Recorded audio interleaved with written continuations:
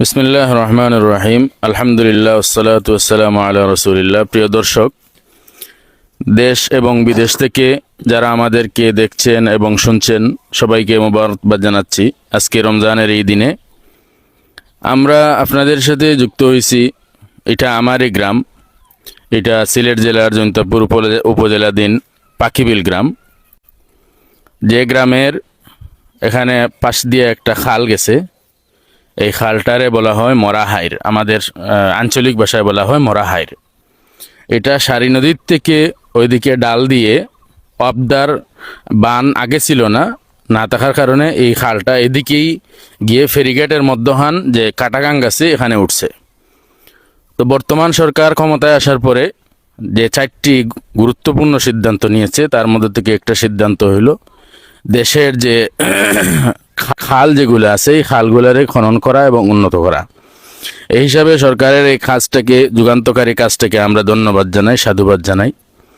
ব্যাপারটা হয়েছে যে এই যে খালটা, আমার বাড়ি এটা, এই বাড়ির থেকে বাড়ির পাশ দিয়ে এই খালটা গেছে।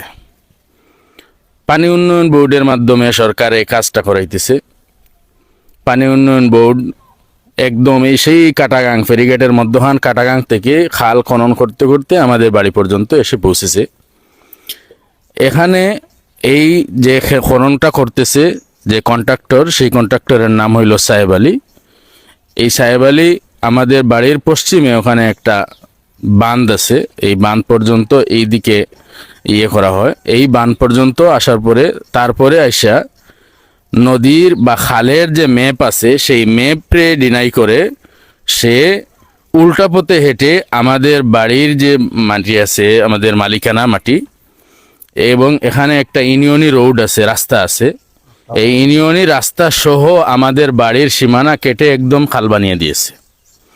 যার কারণে আজকে এই গ্রামের প্রায় কয়েকশো মানুষ এবং গ্রামের পিছনবর্তী, আমরা গ্রামের একদম শেষ মাথা, এর শেষ মাথার আরও কয়েকটি বাড়ি এইদিকে চলাচল একদম বন্ধ করে দিয়েছে। আপনি পিছনে ক্যামেরা নিলে দেখতে পারবেন যে এখানের মধ্যে ওই দেখেন মাটি ভরাট করে একদম রাস্তা বন্ধ করা।